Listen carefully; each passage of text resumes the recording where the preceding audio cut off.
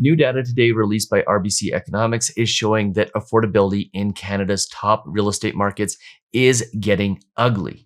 Ugly, that's the words they're using. But it's painting a drastically different picture for different areas throughout the Prairie provinces and Eastern Canada. And today we're going to delve into all the details of where housing is still affordable and what would happen with a certain percentage increase in interest rates to the amount of extra carrying costs a household will have. And what you'll find is it's not as big as some might expect. The definitive guide on how to manage your credit, product, penalty, price in that order. It's never been more important to get your mortgage right. Okay, so welcome back. Today we're discussing the RBC Economics Report on affordability. This is one of my single favorite reports on Canadian real estate. It is something that we use personally to determine where we should be buying real estate and whether or not we should be buying real estate as an investment. I'll show you the exact graph we use for that in a couple of minutes.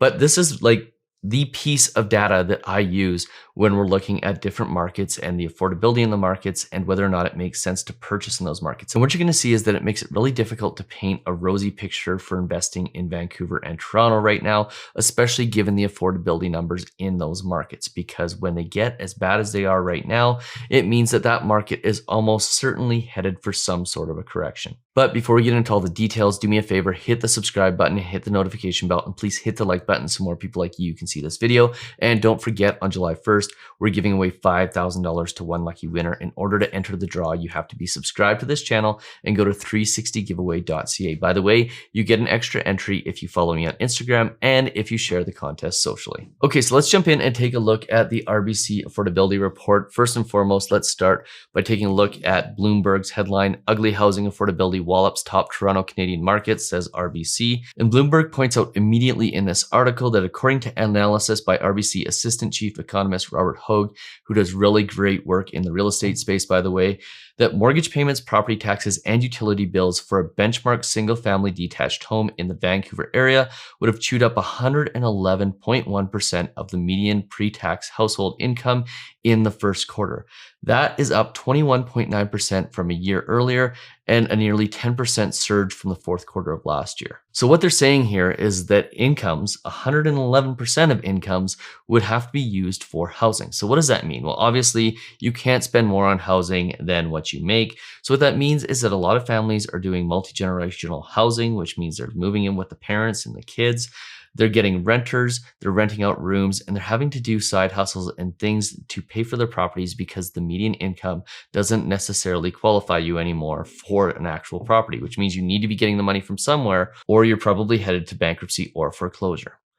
So let's take a look at the actual RBC Economics Report, and let's start first and foremost with some of the highlights. The housing trends and affordability for June 2022, sky-high prices and interest rates pummel affordability. Situation Vancouver, Toronto, and Vancouver reaches extremes, and it looks as though Ottawa and Hamilton are headed in the same sort of direction. The Prairies and some East Coast markets still boast relatively affordable conditions. I'll show you that in a second. And then affordability is expected to worsen before it gets better. So this is the RBC affordability measures across Canada. And what you can see is that there's a trend line for affordability, a long-term average that runs about 41% of incomes go towards housing in Canada. And if we look at the blue line, which is the single detached line here, what you can see is this number often comes up above the 41 and 42% number, then it drifts back below like in the early 2000s, bumps back up, and then drifts back down. And eventually it ends up going to places like where it is now, which is the highest that it's been in quite some time. By the way, with respect to investing in real estate, we tend to look at these numbers and we try to invest in periods of time where the affordability measure is near that long-term average. And we also try to invest in markets that have very, very good affordability, which you'll see Calgary, for example, has in a few seconds here. In fact, I'm going to jump straight over to the PDF version of this because it has a really good chart that we like to look at and I've been looking at for probably the last 10 to 15 years. And that's this one. It shows the share of income a household would need to cover ownership costs in percentage. And we always look at this number and we go, okay, anything below about 40% means that it's probably a good market to invest in, assuming you understand the market that you're investing in.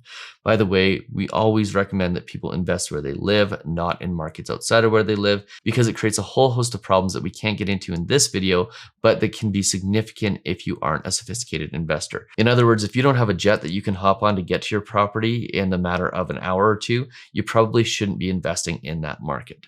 So this is the way Canada is stacking up right now. About 54% of median incomes are going towards household expenses. In Vancouver, that number is significantly higher at 82%.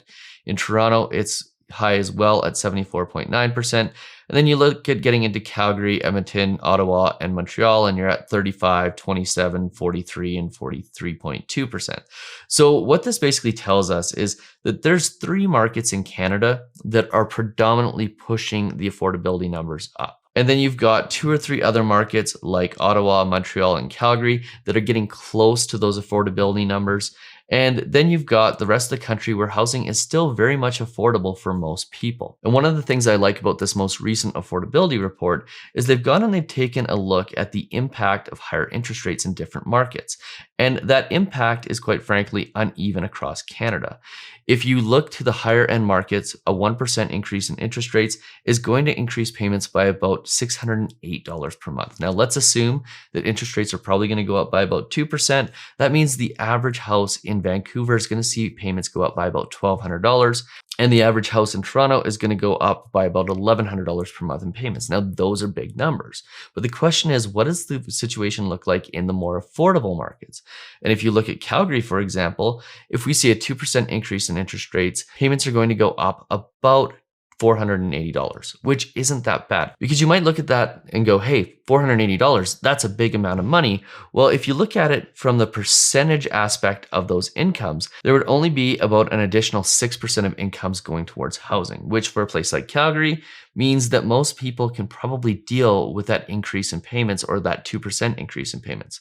Now, if you go back and you look at Vancouver, about 17% more of people's incomes are going to have to go towards housing. And if you look at Toronto, it's about 15.5%. So in those markets, you're going to see a pretty significant amount of pain, ugliness, as RBC put it, if interest rates do go up. Now, RBC goes on in this report to talk about a few things, including what are the remedies. And the 2 primary remedies for this are going to be incomes either have to go up substantially or the housing market will have to decline. And RBC is suggesting that housing prices across Canada are going to come down by about 10%. Obviously, that will be higher in British Columbia and Ontario, where they're suggesting it will be about 13%. And then in the prairie provinces, they're projecting a 2 to 5% decrease in prices. And in Quebec and Atlantic Canada, they're expecting anywhere between a 6 and 9% decrease in prices. So the moral of the story here is if you're in affordable markets, you're probably in a pretty safe place when it comes to your real estate. If you're in one of those markets that had a pretty significant run up, then there's probably going to be some pain ahead. And the thing you need to do right now is start preparing for that pain. Figure out what you need to do in order to set yourself up so that you don't end up in foreclosure or bankruptcy. That means looking at everything from reducing your expenses to saving more to maybe selling that property that you fell in love with a year or 2 ago when everybody was in a frenzied panic to buy real estate. And for those people in the prairie provinces, it seems like now, even with interest rates rising, like it could still be a good time to buy. You can still buy a house based on your needs and not have to worry about paying a significantly higher price than you would normally for that house.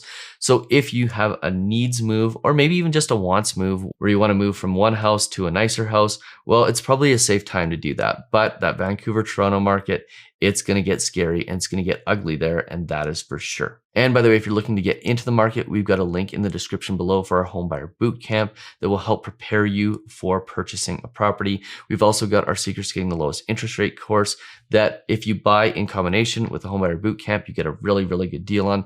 Both of those courses have been designed to get 10 to 50 times your money back if you just follow the advice and the tips and the tricks in there. And they both come with an offer, should you choose Mortgage 360 for your mortgage, that will with certainty get you 10 times your money back. So again, links in the description below for those. If you found this video useful, do me that favor, hit that subscribe button. And don't forget about that Race to 25,000 subscribers contest where you can win $5,000 just for subscribing to the channel and going to 360giveaway.ca. We'll see you on the very next one. Cheers.